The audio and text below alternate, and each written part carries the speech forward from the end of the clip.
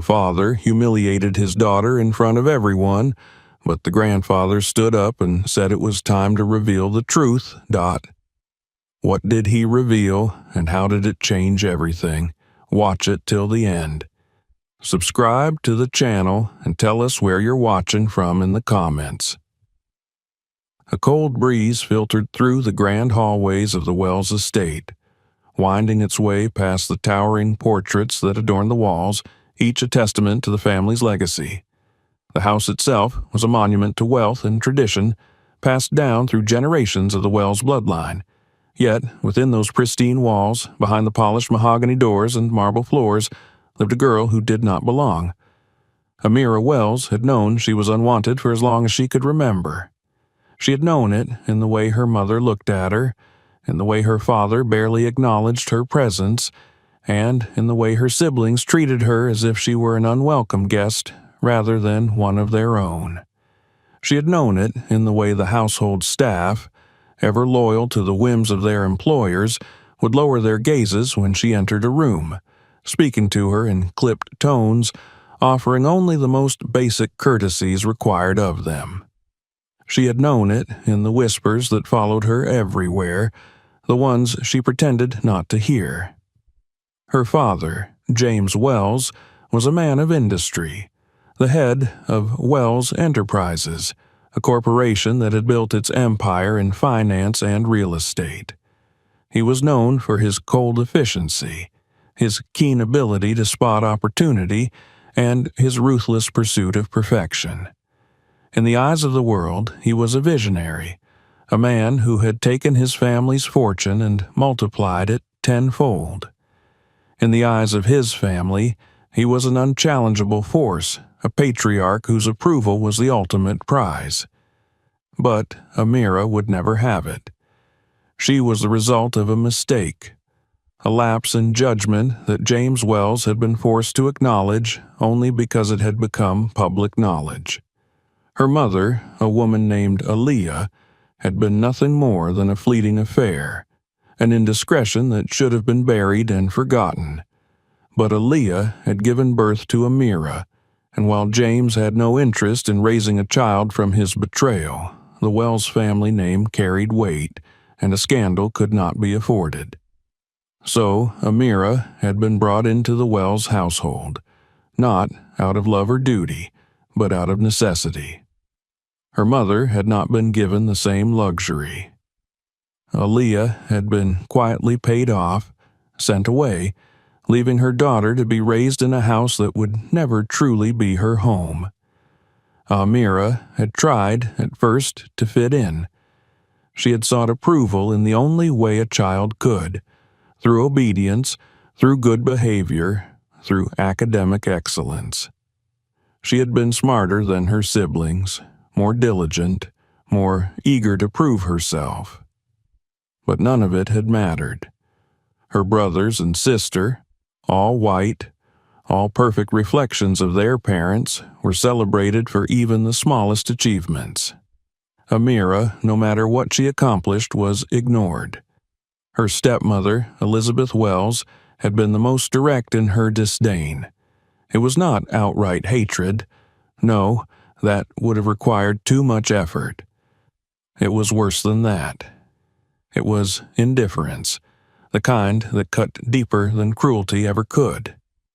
Elizabeth did not argue with Amira, did not raise her voice, did not engage with her at all. She merely acted as if she did not exist, as if she were an inconvenience best left unacknowledged. Her siblings followed their mother's lead. Andrew, the eldest, carried himself with the same arrogance as their father.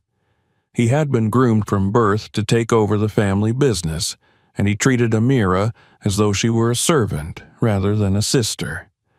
Victoria, poised and elegant, inherited her mother's icy demeanor. She did not speak to Amira unless it was to remind her of her place. Michael, the youngest, was the most openly cruel. He took pleasure in belittling her and making sure she knew she was different. The household staff, though silent, followed the unspoken rule. Amira Wells was not one of them. She was an outsider within her own home. She had learned in time that there was no use in seeking their approval. If her father could not be proud of her, if her mother could not accept her, if her siblings would never see her as family, then she would stop trying. She had hardened herself to their rejection, yet, despite everything, she refused to break. Amira knew she would never inherit the company, never be granted the same privileges as her siblings, never be handed a place in the empire that bore her family's name. But she also knew that she was smarter than all of them. They were entitled, lazy in their security, cushioned by the wealth that had always been theirs. She, on the other hand, had been given nothing. And because of that, she had learned to build something for herself. She spent her time studying, not just her schoolwork, but business, finance, technology. She read everything she could get her hands on, understanding early that knowledge would be her greatest weapon. She learned to listen, to observe, to anticipate. If she could not be part of the Wells dynasty, she would create her own. There were moments, brief as they were, when she allowed herself to wonder what life might have been like if her father had loved her, if her mother had stayed, if she had been born into a different family, one that cherished her instead of merely tolerating her existence. But those were foolish thoughts, and Amira had no use for foolishness. By the time she turned 16, she no longer cared for their approval. She stopped trying to be seen. She stopped sitting at the dinner table, where conversations revolved around successes she would never be included in. She stopped seeking out her father's gaze in the rare moments he addressed her. She stopped responding when Michael mocked her, when Victoria dismissed her, when Andrew pretended she was invisible. She became a ghost in the house that was supposed to be hers. But she was not broken. Not yet. The final fracture came when she turned 18. It was the night of her high school graduation, a moment that should have been celebrated. Her siblings had all received extravagant gifts when they had reached the same milestone. Andrew had been given his first investment portfolio. Victoria had been handed the keys to a luxury apartment. Michael had been gifted a sports car. Amira received nothing, not even a word of congratulations. That night, she overheard her father speaking to Elizabeth in his office. She had not meant to eavesdrop, but when she heard her name, she had paused. "She's finished high school," James had said. "She's no longer my responsibility." Elizabeth had sighed, as if speaking of her was an exhausting burden. "She's going to expect something. What are you going to do?" "I'm not paying for her college," James had said simply. "I've given her more than enough." That was all. A lifetime in that house, a childhood of fighting for a place she would never have, and in the end she was discarded without a second thought. That was the moment Amira Wells made a decision. She would leave. She would never come back, and one day she would make them regret ever turning their backs on her. Amira left the Wells estate on the morning of her 18th birthday, carrying nothing but a single suitcase and the quiet, burning determination that had been smoldering inside her for years. The house had been silent when she walked out. No one had noticed her absence. No one had come to stop her, and certainly no one had wished her well. She had not expected them to.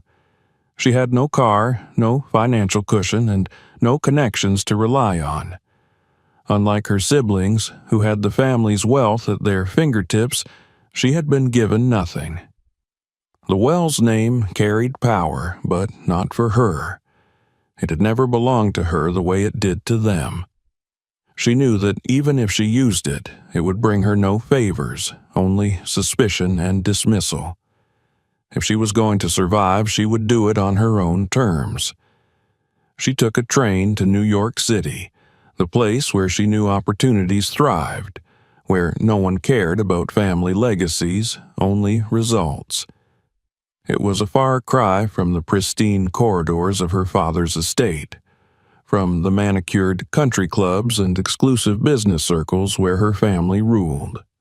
Here, the streets were alive with ambition and hunger, a constant hum of movement and urgency that called to something deep inside her. She enrolled in university with a scholarship, knowing it was her only path forward. It was not an Ivy League institution like the ones her siblings attended, not the kind of school her father would have considered worthy of his name. But it was hers, and it was enough. Every day was a battle.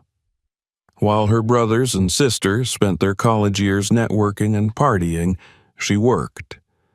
In the mornings, she attended lectures, absorbing everything she could about finance, economics, and business. In the afternoons, she took shifts at a small startup, handling menial tasks that no one else wanted to do. In the evenings, she studied until her vision blurred, forcing herself to push past exhaustion.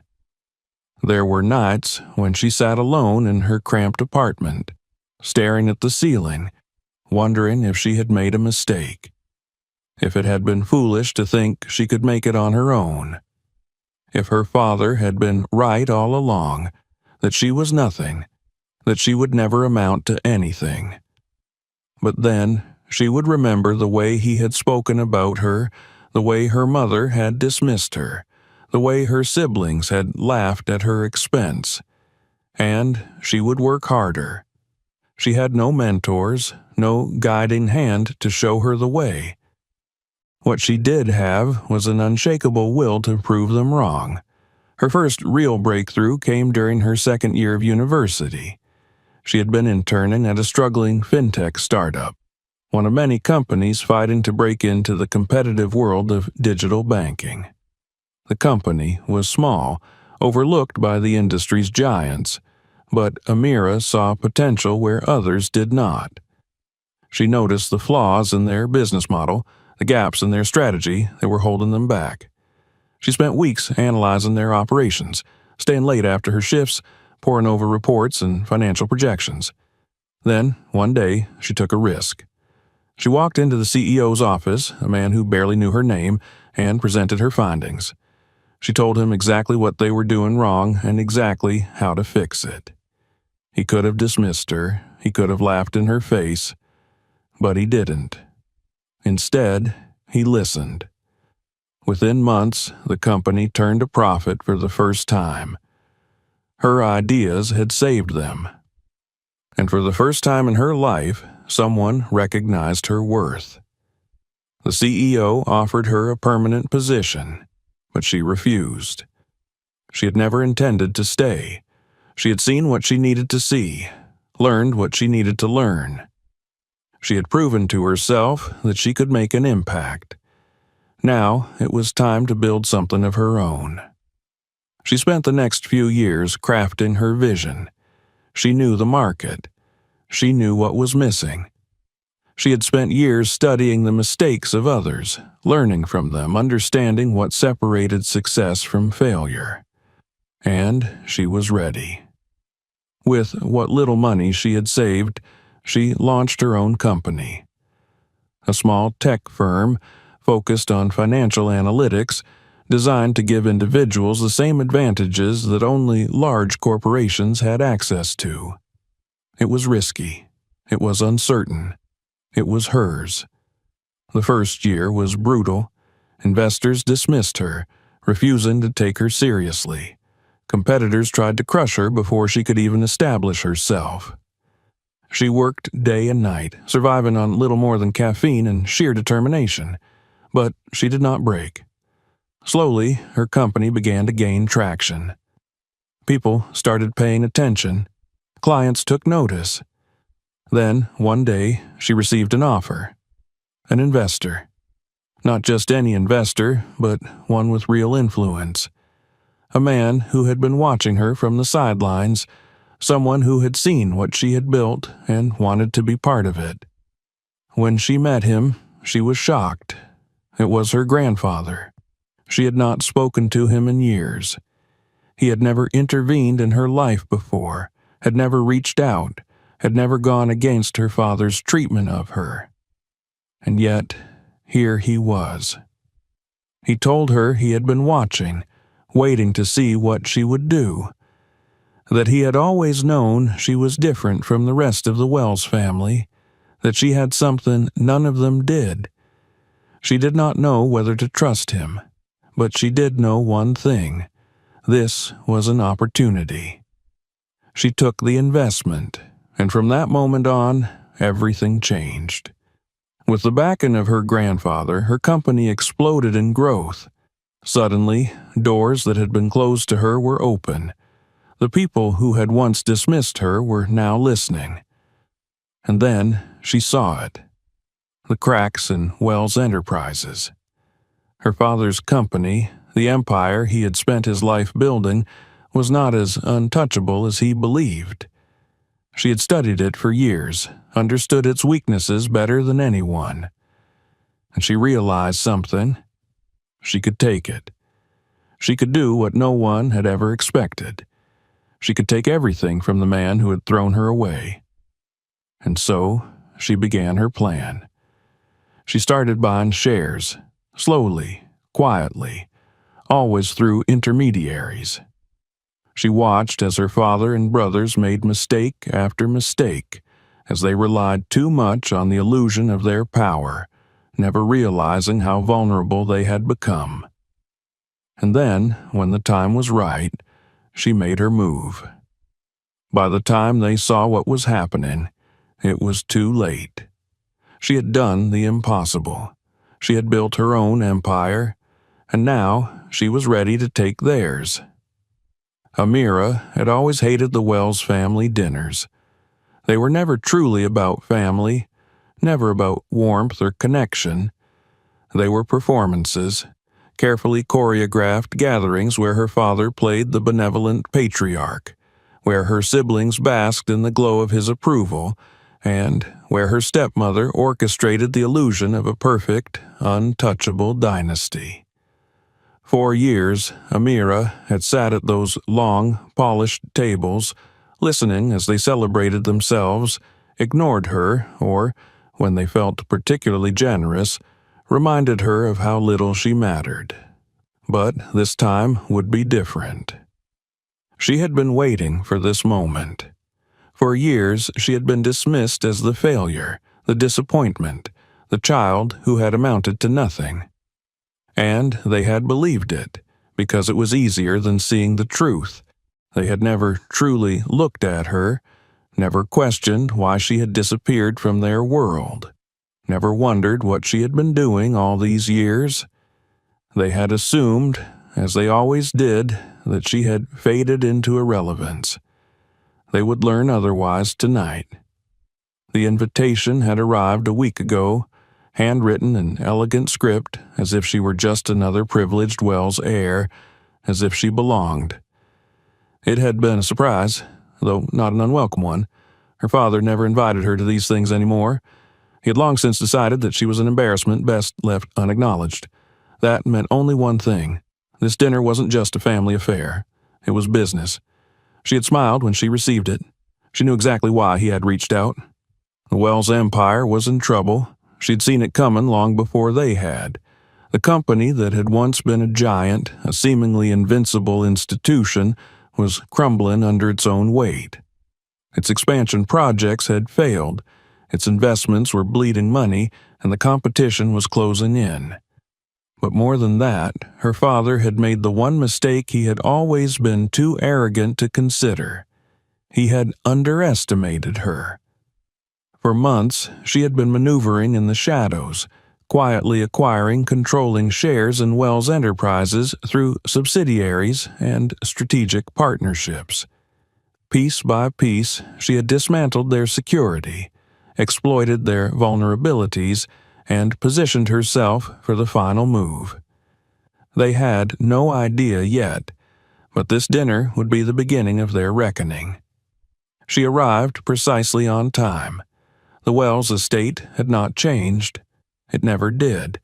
It remained frozen in time, a monument to old money and rigid traditions.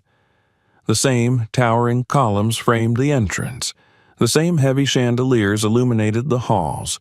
The same sense of calculated perfection suffocated the air. The staff at the door barely acknowledged her. The butler, a man who had served the Wells family for decades, glanced at her with the same dismissive look he always had, as if surprised that she had dared to return. He took her coat with mechanical politeness and gestured toward the dining hall without a word. Inside, the family was already gathered. Her father sat at the head of the table, as always, his posture impeccable, his expression composed. He had aged since she had last seen him, but his eyes still held the same steely confidence, the same unwavering belief in his own superiority. Elizabeth sat beside him, poised and elegant, the perfect image of the unwavering society wife. Andrew, the golden son, was talking animatedly with a business associate, gesturing with the air of a man who had never known true struggle. Victoria, immaculate as ever, sipped from a glass of wine, scanning the room with a detached boredom that masked her constant hunger for approval. Michael lounged back in his chair, smirking at something one of his friends had said, radiating the arrogance of someone who had never faced consequences. She took her seat, and for a brief moment it was as if nothing had changed. Then her father's voice cut through the air. "You actually came," he said, as if her presence was a mild inconvenience rather than an expected guest. She met his gaze evenly. "You invited me," she said simply. He nodded, as if that were answer enough, and turned his attention back to the conversation at hand. The dinner proceeded as expected. Discussions of business deals, political connections, social events, all carefully constructed to reinforce their own importance. No one asked about her. No one acknowledged her presence beyond the occasional obligatory glance. But she waited. She waited as they boasted about their latest acquisitions. She waited as Andrew spoke at length about his newest investment, a fail-in tech company that he was convinced he could turn around, despite his complete lack of experience or knowledge. She waited as Michael laughed about the latest scandal in their social circle, his voice dripping with privilege and entitlement. She waited as they all continued to exist in their perfectly insulated world, blind to the storm that was about to consume them. Then, finally, it came. Her father leaned back in his chair, his gaze sweeping over the table before landing on her. "So," he said, "I hear you started some company." The words were dismissive, designed to diminish, to remind everyone at the table that she was insignificant. Amira smiled. "It's going well," she said. Her father smirked. "Is that so? And what exactly does it do?"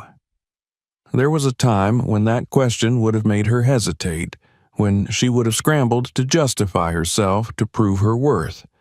But she did not need to prove anything to them anymore. She met his gaze without flinching. "It's a financial analytics firm," she said. "We provide AI-driven investment strategies to independent investors and mid-level firms." Andrew scoffed. "Sounds like a niche market." "It was," she said, "until we disrupted it." Her father's expression didn't change, but she saw the slight narrowing of his eyes, the faint shift in his posture. He was listening now. "We've developed an algorithm that outperforms traditional financial models by a significant margin," she continued. "It's already being adopted by several major firms." Andrew laughed. "So, what? You wrote some code? That's not business. That's a hobby." Amira let the insult slide off her. She didn't need to defend herself, Instead, she reached into her bag and pulled out a single envelope. She placed it on the table, sliding it forward. Her father's eyes flickered with curiosity before he picked it up. The moment he opened it, the room changed. Silence fell like a hammer. Amira watched as her father's expression darkened, as her stepmother stiffened beside him, as Andrew's smirk faded, as Victoria set down her wineglass with deliberate slowness, as Michael leaned forward, eyes narrowing. Inside that envelope were the documents that outlined the transfer of controlling shares. Her company had acquired the majority stake in Wells Enterprises. She owned them now. Her father looked up, his face unreadable. "What is this?" Her smile didn't falter.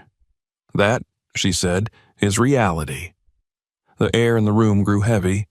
Her father set the papers down carefully, his hands steady, but she could see the fury behind his calm. "You're lying," Andrew said, his voice sharp with disbelief. Amira tilted her head slightly. "You can verify it yourself," she said. Victoria's fingers curled against the tablecloth. Michael's jaw tightened. Her father said nothing. For the first time in her life, he had nothing to say. She leaned back in her chair, exhaling slowly. She had waited years for this moment. For years, they had looked at her and seen nothing. Now, they had no choice but to see her.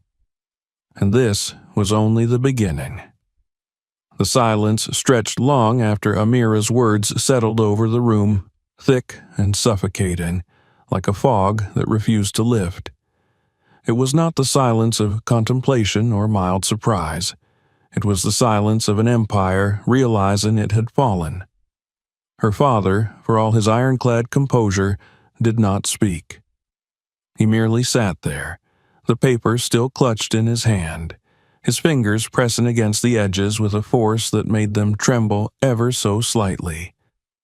Amira had watched him long enough, studied his every reaction, his every instinct, and she knew exactly what was happening behind those cold, calculating eyes. He was trying to make sense of it. He was cycling through every possibility, every move left on the board. But there were none. Across the table, Victoria had gone stiff, her fingers curled against the stem of her wineglass, her eyes flickering between their father and Amira as though she were watching an elaborate joke unfold. Michael's mouth had parted slightly, his usual arrogance nowhere to be found, his face paling by the second. And Andrew, golden child, heir to the throne, rightful successor to the Wells Empire, looked as though someone had struck him across the face. Elizabeth was the first to speak.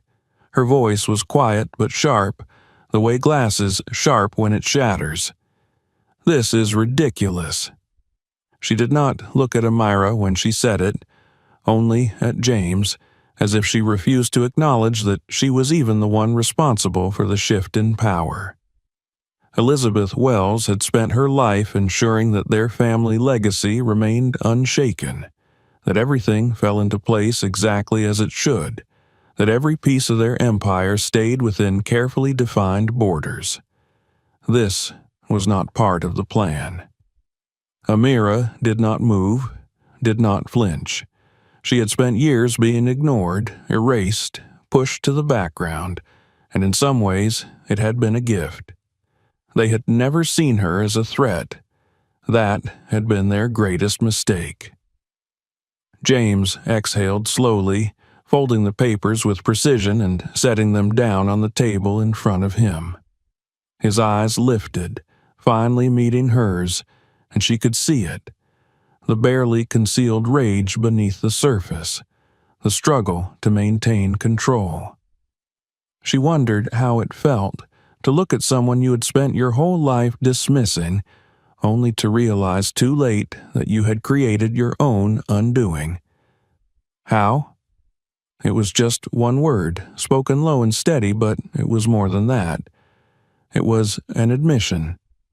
It was defeat wrapped in curiosity and a last-ditch effort to understand where he had gone wrong. Amira allowed herself a small smile. It wasn't difficult, she said simply. And it wasn't. Not for her. She had been watching for years. She had seen the cracks before they ever formed, had known exactly where to press, exactly when to strike. While they had been sitting at their gilded tables, basking in their own self-importance, she had been working. Her father had never considered the possibility that his daughter, the one he had so easily discarded, would one day hold the knife to his throat. And yet, here she was. She leaned forward slightly, resting her elbows on the table, taking her time, savoring the moment. "You were too comfortable," she said, "too reliant on your own name. You thought Wells Enterprises was untouchable because it always had been, because no one had ever challenged you before. You underestimated the market. You made bad investments. You kept expanding when you should have been restructuring. You let Andrew make decisions he wasn't qualified to make, and you ignored the warning signs until it was too late." Andrew bristled at that, his hands curling into fists against the table, but he did not interrupt. Amira tilted her head, watching as her father took in every word as he tried to pick apart her explanation, find a flaw, find a way to argue. There was none. She continued. "I've been buying shares for years," she said quietly. "Through investors you didn't think twice about, through people you dismissed as unimportant. And when I needed more, I had help." Her grandfather, the one member of the Wells family who had seen her, who had believed in her, who had understood that she was the only one worthy of carrying the legacy forward. That knowledge, the realization that his own father had sided with her, made James's jaw tighten. Amira almost pitied him. Almost.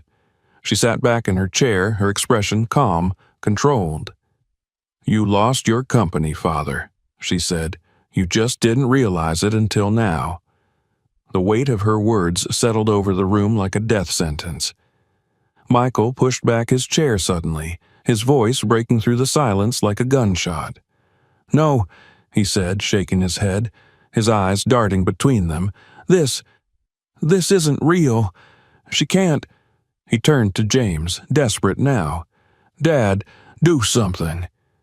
Amira watched as James finally exhaled, long and slow, his shoulders drawing back.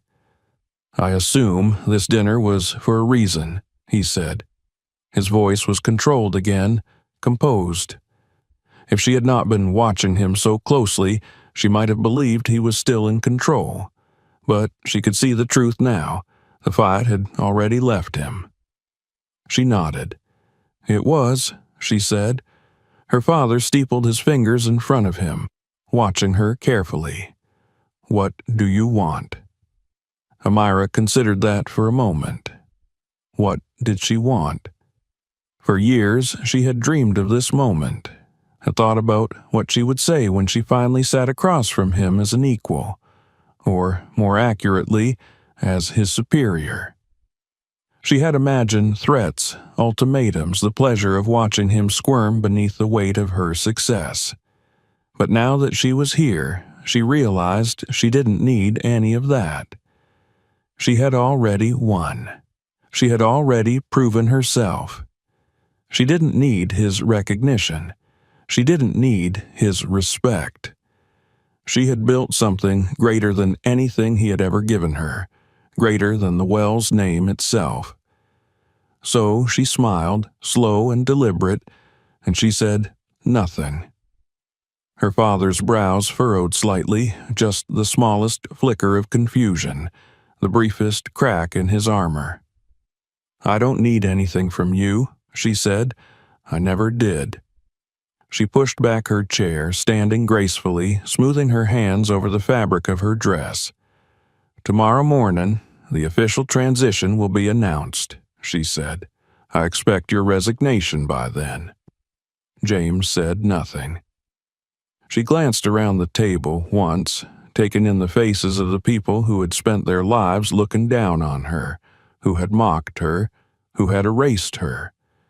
Victoria, who had always prided herself on knowing everything, looked like she had just realized how little she actually understood. Michael, who had laughed at her expense for years, was now frozen in disbelief. Andrew, who had believed he was the rightful heir, was now nothing. And Elizabeth, always composed, always unshakable, had gone silent. Amira met her father's gaze one last time, and then she walked away. She left them sitting there in their perfect, crumbling empire, left them drowning in their own failure. She stepped outside, inhaling the cool night air, feeling the weight lift from her shoulders, feeling the freedom settle into her bones. She had won, and they had lost, and tomorrow the world would know it too.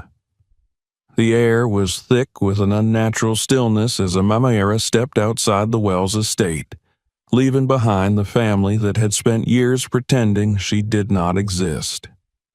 The echoes of the dinner still lingered in her mind. The stunned silence, the quiet horror creeping into their expressions, the slow realization that everything they had built was no longer theirs.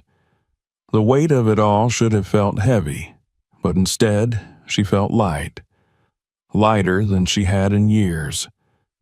The night was cool, the air crisp against her skin as she walked toward the waiting car. She had arranged for a driver, knowing she wouldn't want to linger after delivering the final blow. She had no intention of giving them the satisfaction of seeing her revel in their downfall. That was never what this had been about.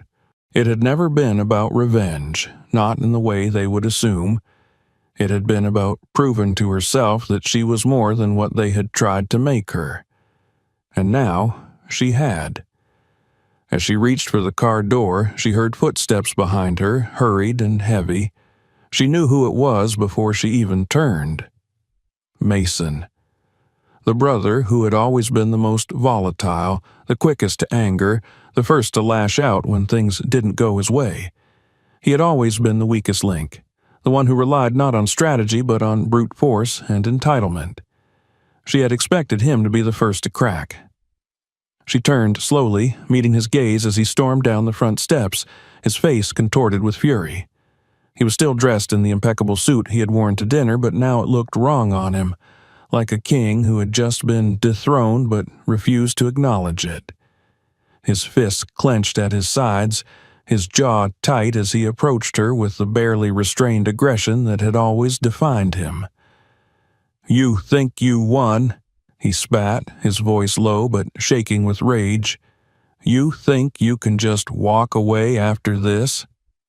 Amira tilted her head slightly, watching him with a calm detachment that always seemed to infuriate him more. Mason had never been able to handle composure. He thrived on chaos, on reactions. He wanted her to yell, to argue, to fight back. He wanted to drag her down to his level because it was the only way he knew how to function. She didn't give him that satisfaction. "I didn't think, Mason," she said smoothly. "I know." His nostrils flared, his entire body vibrating with barely contained anger. "You set us up. You manipulated everything. You made us look like fools." Amira let out a soft, almost amused breath. "I didn't need to," she said. "You did that all on your own."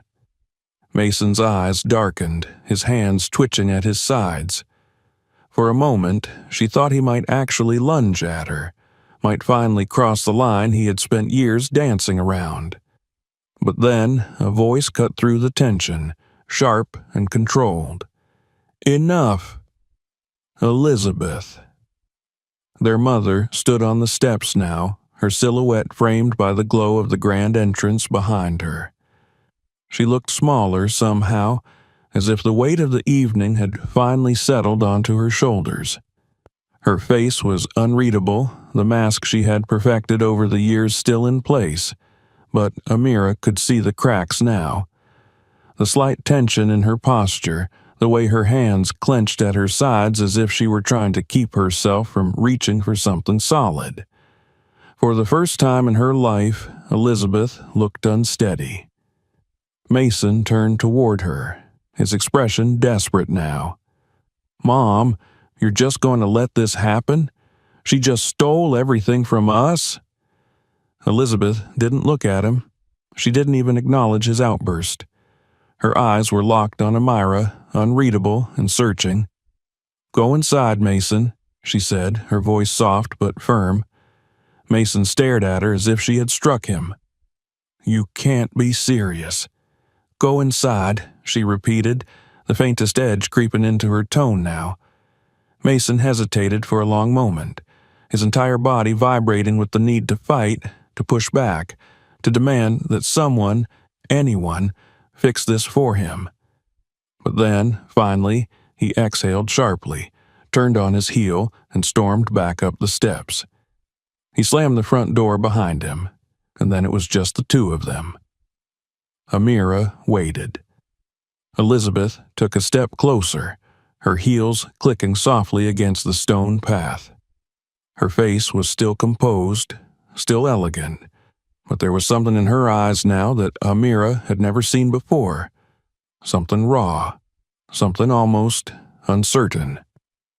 "You were always stronger than I gave you credit for," she said finally, her voice quiet. Amira studied her carefully, searching for the hidden barb in the words, the backhanded insult, the subtle way she always found to undermine her. But for once, there was none. Just quiet truth. Elizabeth inhaled, as if about to say more, but then stopped herself. Instead, she simply nodded, her gaze lingering on Amira for a moment longer before she turned and walked back inside. Amira watched her go, a strange tightness settling in her chest. She hadn't expected that. She hadn't expected anything from Elizabeth at all, least of all something that resembled respect. The door closed behind her, and the house fell silent once more. Amira turned, finally sliding into the back seat of the car. The driver waited for her instructions. She gave him the address of her apartment, her real home, not the house that had never been hers. As they pulled away from the estate, she let herself exhale fully, feeling the weight of the night begin to fade. The battle was over, but the war was not. The world would wake up tomorrow to headlines that would shake the industry to its core. The golden dynasty of the Wells family had fallen, toppled by the very person they had tried to erase. News outlets would analyze every detail, dissecting how an outsider had managed to outmaneuver one of the most powerful business families in the country. The financial sector would be in chaos, investors scrambling to understand what had happened, companies reevaluating their alliances, and at the center of it all would be her. She pulled out her phone, scrolling through the notifications that had already begun flooding in. Investors, business leaders, former colleagues, people who had ignored her for years now clamoring to align themselves with her. The vultures who had once circled her father were now turning toward her, eager to see what came next. But there was only one message she cared about. A single unread text from her grandfather. "Everything is in place." The official announcement goes live at 8 a.m. She smiled. Perfect. The night might have been silent, but the morning would be deafening. She looked out the window as the city lights blurred past, the skyline stretching high above her, a testament to power and ambition. She had fought for this, bled for this, and now it was hers. And she wasn't done yet. The city had already begun to wake by the time Amira arrived at her penthouse. The first streaks of dawn crept across the skyline, bathing the glass and steel towers in a muted glow. The streets below pulsed with the early signs of life. Taxis humming down avenues, street vendors setting up for the morning rush, joggers cutting through the cool air with measured strides. It was a city that never truly slept, only paused before surging forward again. It suited her. She stepped out of the car, nodding briefly to the doorman who greeted her with the polite, professional detachment she preferred. No questions, no pleasantries, just efficiency. She had no patience for anything else tonight. The elevator ride to the top floor was smooth, uninterrupted, giving her a moment of rare solitude. As the doors slid open, she walked into the quiet sanctuary of her home, a stark contrast to the chaos she had just left behind. She slipped off her coat, draping it over the back of the sleek leather chair in her living room, and crossed the room to the floor-to-ceiling windows. From here, she could see almost the entire city stretching beneath her, a vast sea of light and ambition. It was hers now, not in the way her father had believed he owned things, not as something inherited, expected, or taken for granted. No, she had carved her place here. She had built her empire, step by step, battle by battle, and now the world would have no choice but to acknowledge it. Her phone vibrated in her palm. She glanced down. The screen was filled with notifications, financial analysts speculating on what this meant for the industry, former doubters now trying to position themselves in her favor, journalists desperate for a statement. She ignored most of them. There was only one thing that mattered right now. She pressed the call button. It barely rang once before her grandfather answered. "They're in shambles," he said without preamble. There was something almost amused in his tone, as though he had been waiting for this moment longer than she had. Nathan and Mason showed up at the office first thing this morning. Security had to escort them out. Amira exhaled slowly, allowing herself the satisfaction of the image. Her father and brother, men who had always carried themselves with unshakable certainty, reduced to pleading their case outside the very building they had once commanded. "They really thought they could stop it," she said. "Nathan was always blinded by arrogance," her grandfather replied. "And Mason, well, he was never equipped for reality." He paused for a moment. "Are you ready for today?" More than ever. She could hear it already, the murmurs, the shifting tides. By the time she stepped into Wells Enterprises, she would no longer be an outsider. She would be the center of gravity, the force they all had to reckon with. She ended the call, taking a slow, measured breath before turning away from the window. The morning was here. It was time. By the time she arrived at the Wells headquarters, the building was already alive with speculation. Clusters of employees murmured in hushed tones, exchanging glances as she passed. Some with curiosity, some with apprehension, some with outright fear. They had heard the news, of course. It had been impossible to ignore. The fall of a dynasty was not something that happened quietly. She entered the elevator, pressing the button for the top floor. The ride up was silent, her reflection in the mirrored walls calm and composed.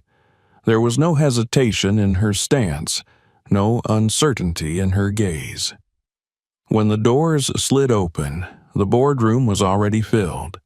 Every member of the executive team was present, seated in their polished leather chairs around the massive glass table. Some looked wary, others defiant, but none of them spoke as she entered. They had expected her father. They had expected business as usual. But business had changed. She took her seat at the head of the table, the same seat her father had occupied for decades, the seat she had never been allowed to approach. It was hers now. She let the silence stretch for a moment before speaking. "We're here to discuss the transition of power," she said evenly, her voice carrying through the room without strain, without hesitation. "As you all know, the company has undergone restructuring. Effective immediately, I will be assuming the position of CEO." A ripple of movement spread across the table, uncertain glances, the faintest tightening of jaws, then a single voice. "That's not happening." Her father. She turned her head slightly, meeting his gaze as he leaned forward from his position at the far end of the table. He looked composed, but she could see it now, the cracks beneath the surface, the forced steadiness in his expression, the way his fingers curled just slightly against the table's edge. "This is still my company," he said, quieter this time but no less sharp. Amira didn't blink. "Check the legal documents," she said. "Your shares were sold. You hold nothing." She watched the impact of her words settle into him, the slow realization that this was real, that there was no maneuver left, no escape. His eyes darkened. He forced a smirk, but it was hollow now. "You think you can run this place?" he asked. "You have no experience at this level." Amira leaned forward, her fingers pressing against the cool surface of the table. "And yet," she said, "my independent business has been more profitable in the last 3 years than this company has been under your leadership. You let Mason drive it into the ground while you were too blind to see it." Mason let out a sharp exhale, his face red with anger. "You little—" The sharp voice of their grandfather cut through the tension like a blade. "Sit down, Mason." Mason's mouth snapped shut, his fists clenching at his sides. Amira took advantage of the silence. "Let me make one thing clear," she said. "I am not my father. I don't run businesses through nepotism and arrogance. I earned my place here. And if anyone in this room doesn't believe in my leadership, you're welcome to resign." No one moved.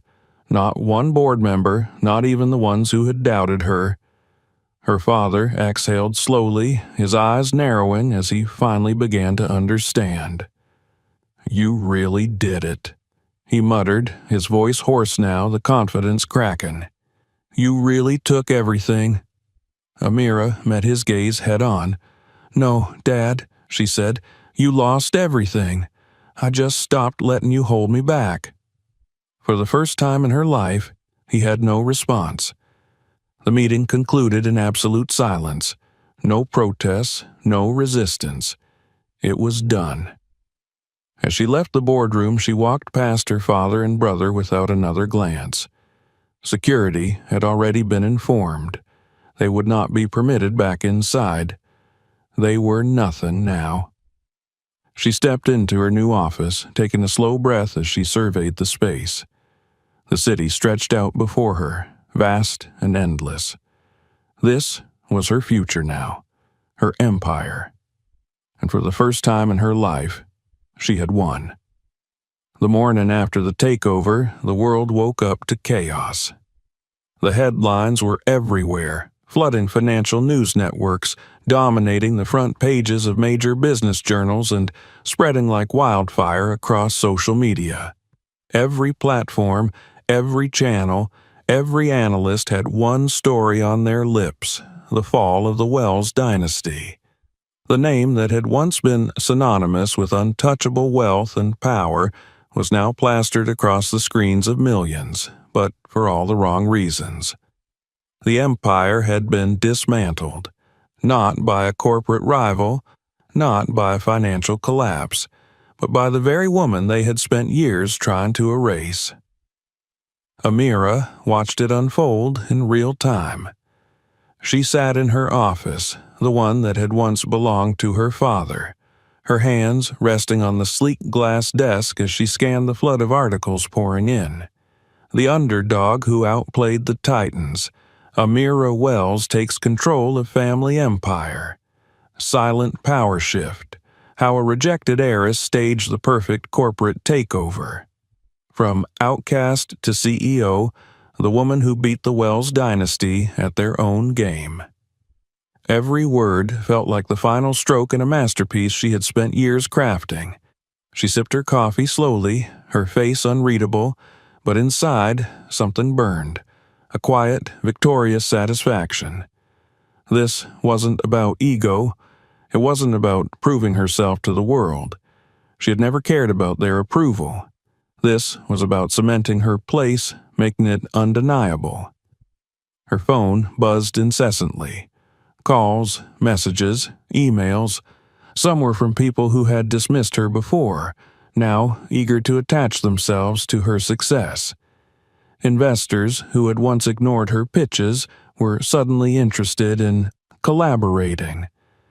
Executives who had once refused to meet with her now wanted to schedule urgent calls.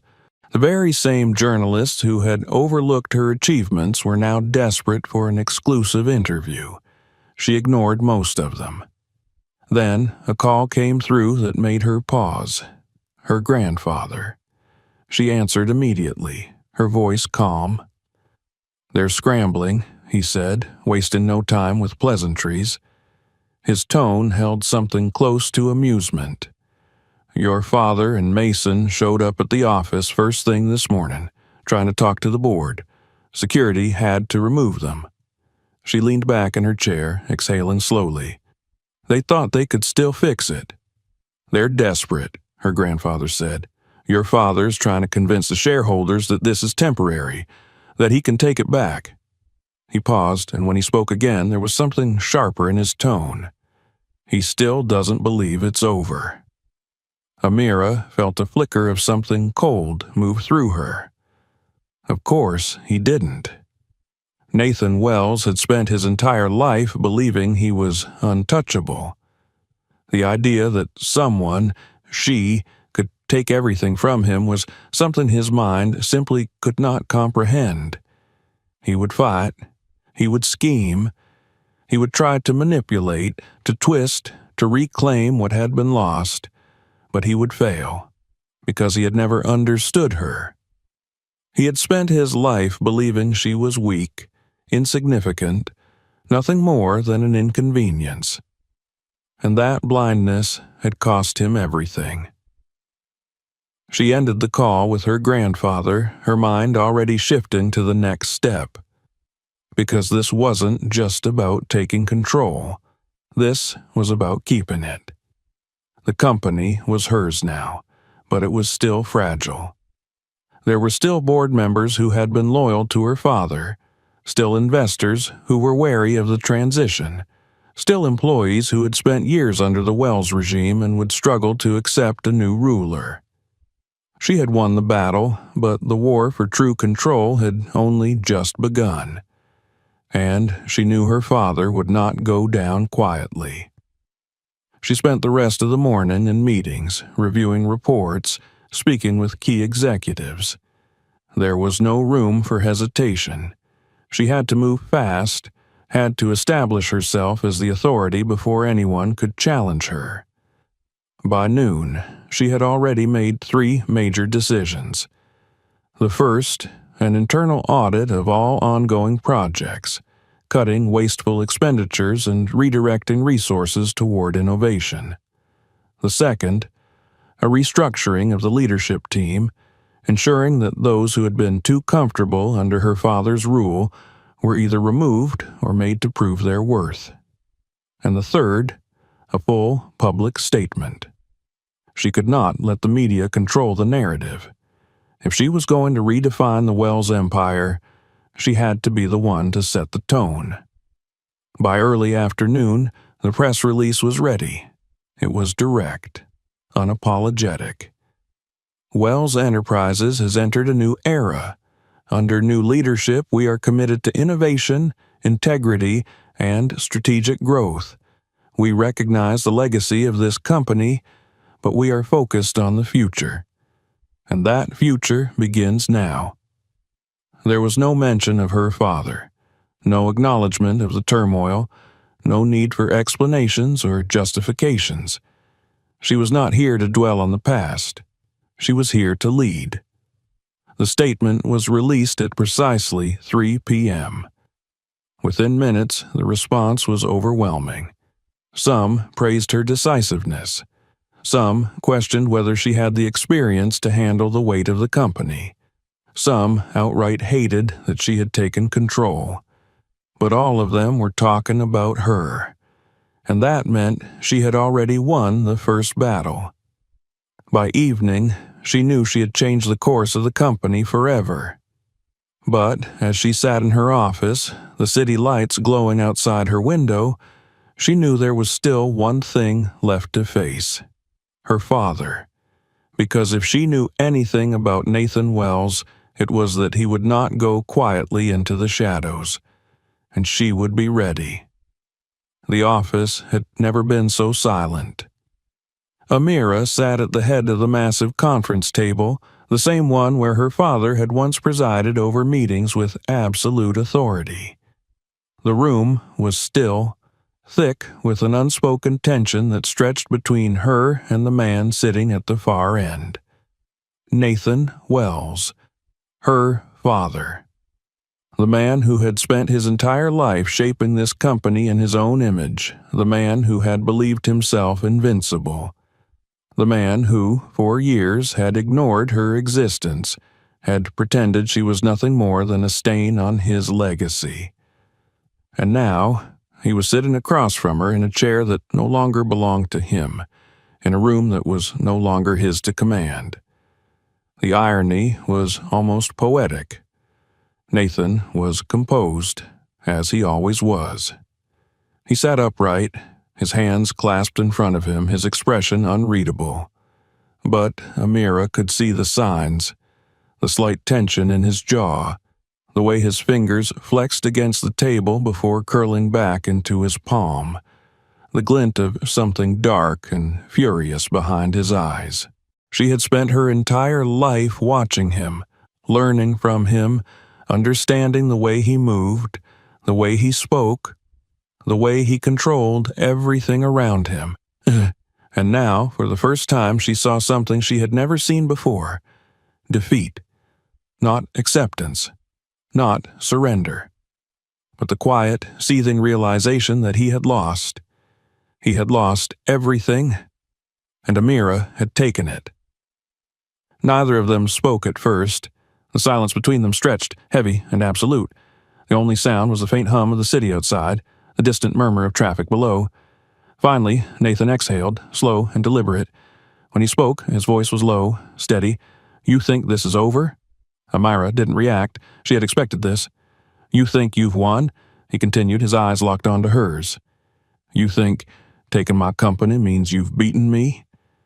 She let the words settle for a moment before speaking. "This was never about beating you," she said evenly. His lips curled slightly, a mockery of a smile.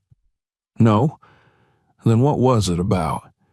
She tilted her head slightly, watching him, studying him. "It was about taking what was mine." Nathan let out a quiet breath, shaking his head. "You don't belong here." She didn't flinch. "You never did," he continued. "You're an outsider. No matter what title you hold, no matter what the press says, you will never be one of us." Amira leaned forward slightly, resting her hands on the table. "That's where you're wrong," she said softly. "I was never one of you, and that's exactly why I won."